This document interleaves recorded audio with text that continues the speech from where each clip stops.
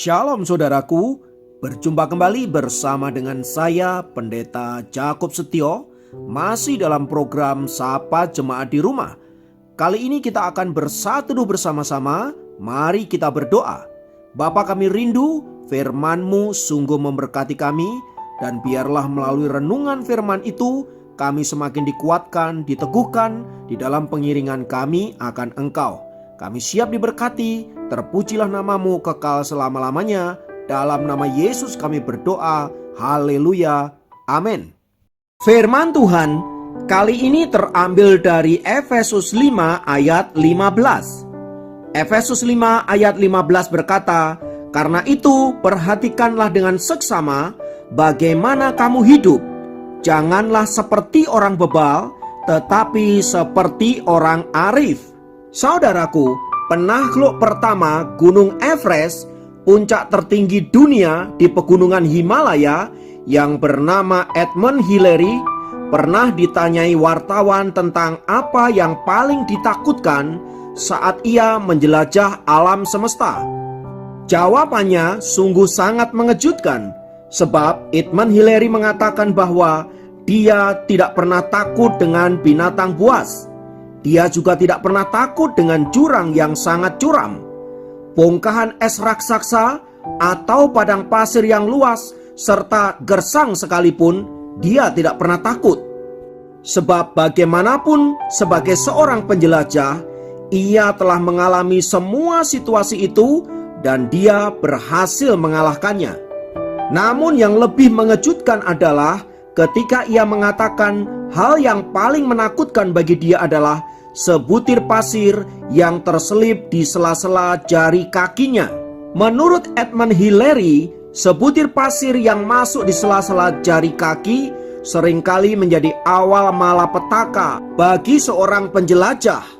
Butiran pasir itu bisa masuk ke kulit kaki atau menyelusup lewat kuku.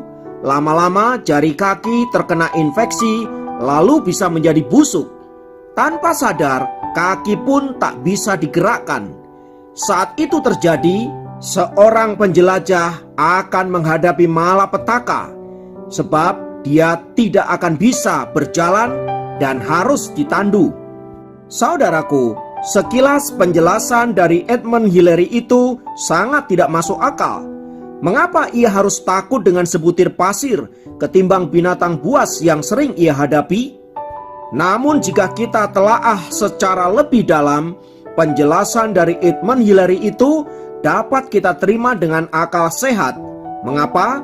Sebab meskipun binatang buas seperti harimau, buaya, atau beruang sekalipun adalah binatang yang secara naluriah mereka takut menghadapi manusia. Lagi pula, menurut penelitian, jarang sekali seorang penjelajah alam mati diterkam oleh binatang buas itu. Demikian juga saat menghadapi jurang yang dalam dan ganasnya padang pasir, seorang penjelajah sudah pasti memiliki persiapan yang memadai. Mereka pasti sudah berhitung soal itu. Namun yang sering kali mereka lupakan adalah ketika mereka mempersiapkan diri menghadapi masalah-masalah yang kecil. Kebanyakan para penjelajah tidak memiliki persiapan saat sebutir pasir masuk ke sela jari-jari kakinya. Umumnya mereka cenderung mengabaikan hal itu.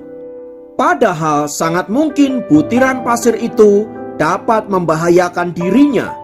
Namun sayangnya, banyak para penjelajah mengabaikan semua itu dan menganggap itu tidak penting.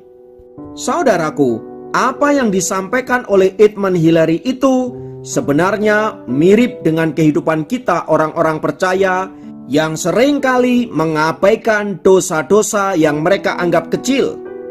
Umumnya, dosa-dosa yang mereka anggap kecil, mereka anggap sebagai sesuatu yang lumrah dan wajar untuk dilakukan. Apalagi bila hal itu tidak merugikan orang lain.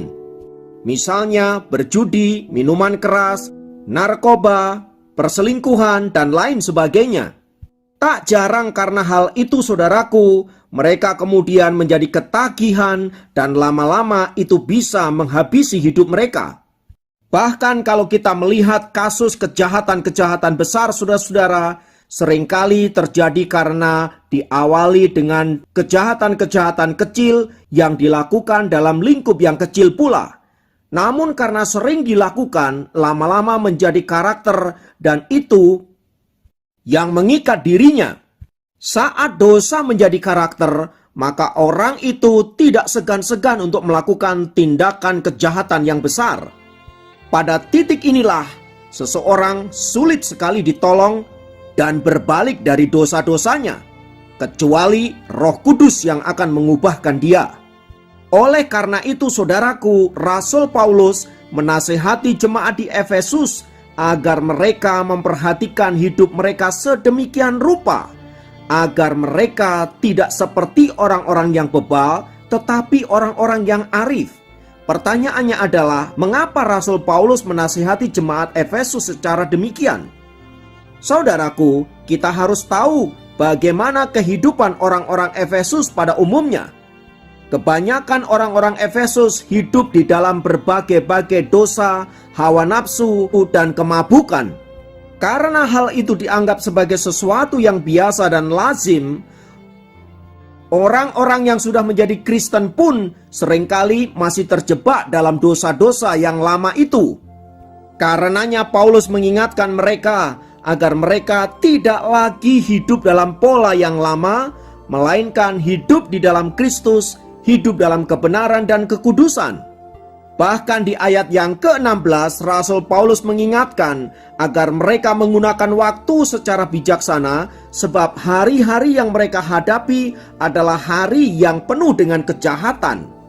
Oleh karena itu, saudaraku, sebagai orang-orang percaya, mari kita merespon firman Tuhan itu dengan sikap yang bijaksana.